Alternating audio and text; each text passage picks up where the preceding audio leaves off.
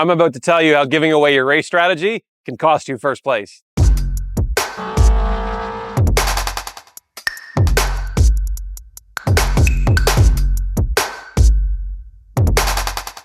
All right, on this past weekend's recap at Lucky Dog Racing, we had the 350Z and we had the GR86. Friday was a great practice day. The cars worked flawless.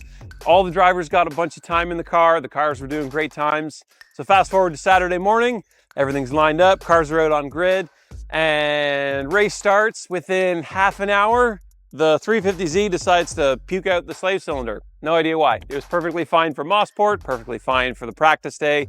But within half an hour, the slave cylinder popped out. So bring the car back in, fixed it super quick. 5.5 minutes, we had that slave cylinder back together, clutch bled, car back out on track. Now we're down 2.5 laps though. So we spent all day pretty much getting the car back up to the top positions, because we were down to, I think, about 10th position after we went back out on track.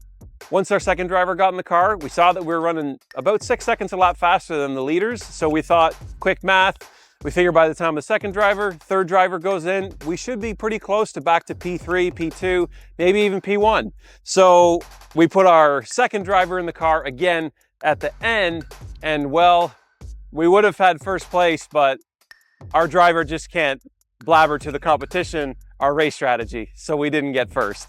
So we came second. So after having all our fastest drivers in the afternoon, the competitors, well, they also pulled out their fastest driver after they found out our driver said, hey, I'm getting to drive again. And guess what? I'm gonna try to beat you guys. Well, they were like, I wonder what we should do. They put their fastest driver in, put a fresh set of tires on. We look over them doing their driver change and we're like, oh, shoot. So here we are, we're in trouble. We're running the same lap times they are. They're running the same lap times. Like we were 45 seconds behind for 2 hours. We just couldn't catch them. So Saturday, we ended up coming in second with the 350Z, and the GR86 came fourth.